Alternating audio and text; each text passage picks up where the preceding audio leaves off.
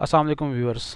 आज जो टॉपिक हम जो डिस्कस करने जा रहे हैं वो है combined account of expense and combined account of income.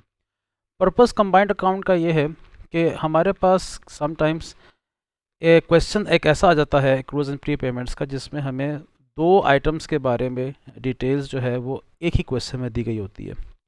Normally हम एक्रूज एंड प्री पेमेंट्स के क्वेश्चन को सॉल्व करते हैं सिंगल अकाउंट से, या हम सॉल्व करते हैं उसको टाइम लाइन की मदद से। लेकिन समटाइम्स ऐसा होता है कि हमें एक ही आइटम के बारे में नहीं बताया गया होता, हमें दो आइटम्स के बारे में इंफॉर्मेशन दी गई होती है और हमें उस क्वेश्चन को सॉल्व करने के लिए कंबाइंड अकाउंट यूज़ करना पड़ता है। नॉर्मली स्टूडेंट्स जो हैं वो कंबाइंड अकाउंट को मेमोराइज कर लेते हैं, लेकिन मेरी रिकमेंडेशन ये है कि आप कंबाइंड अकाउंट को याद ना करें बल्कि उसको समझें आप। सबसे पहली चीज़, हमारे पास एक्सपेंस की हम बात करें तो हमारे पास दो टाइप के एक्सपेंस हैं। एक हमारे पास एक्सपेंस है एक्रूड एक्सपेंस और एक हमारे पास एक्सपेंस है प्रीपेड एक्सपेंस। एक्रूड एक्सपेंस हमारे पास बाय नेचर लाइबिलिटी होता है और प्रीपेड एक्सपेंस हमारे पास बाय नेचर एसेट होता है। एक्रूड एक्सपेंस लाइबिलिटी है, लाइबिलिटी का ओपनिंग बैलेंस क्रेडिट साइड पे आता है और लाइबिलिटी का जो क्लोजिंग बैलेंस है वो डेबिट साइड पे आता है। तो देखिए, ओपनिंग बैलेंस ऑफ लाइबिलिटी यानी कि opening balance of accrued expense, closing balance of liability means closing balance of accrued expense, ये आपका डेबिट साइड पे आ गया। Prepaid expense by nature asset है, ओपनिंग बैलेंस जो हमारे पास आ गया प्रीपेड एक्सपेंस का वो डेबिट साइड पे आ गया और हमारे पास एसेट का क्लोजिंग बैलेंस जो है वो क्रेडिट साइड पे आता है, तो हमारे पास प्रीपेड एक्सपेंस का क्लोजिंग बैलेंस आ गया।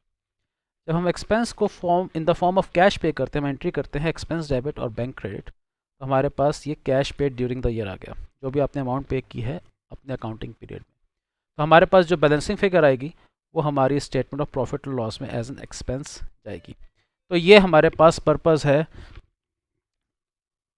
कंबाइंड अकाउंट का, जब हम एक्सपेंस जो है वो डील कर रहे हैं।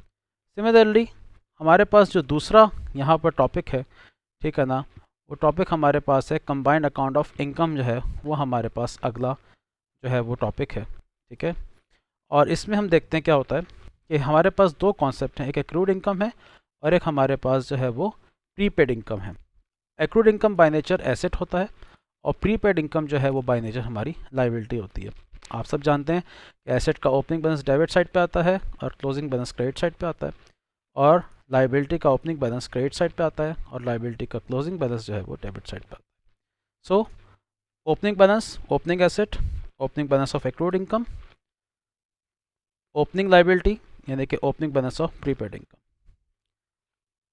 क्लोजिंग बैलेंस ऑफ लाइबिलिटी आपको पता है डेबिट साइड पे आता है, सो closing balance of prepaid income, और एसेट का क्लोजिंग बैलेंस क्रेडिट साइड पे आता है, तो closing balance of accrued income.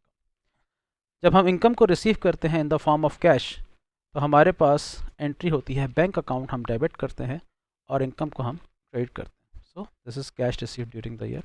जब हम इस अकाउंट को हम बैलेंस करेंगे तो हमारे पास जो बैलेंसिंग फिगर आएगी वो हमारा चार्ज फॉर द ईयर होगा। ये हमारी अमाउंट जो है वो इनकम के तौर पे रिकग्नाइज होगी। अब जो नेक्स्ट वीडियो मैं आपके लिए बनाऊंगा उसमें मैं आपको ये बताऊंगा कि हम टाइमलाइन की मदद से या सिंगल अकाउंट की मदद से हम एक्रूज एंड प्री पेमेंट्स के सवाल को कैसे सॉल्व कर सकते हैं। Thank you so much. अल्लाह हाफिज़।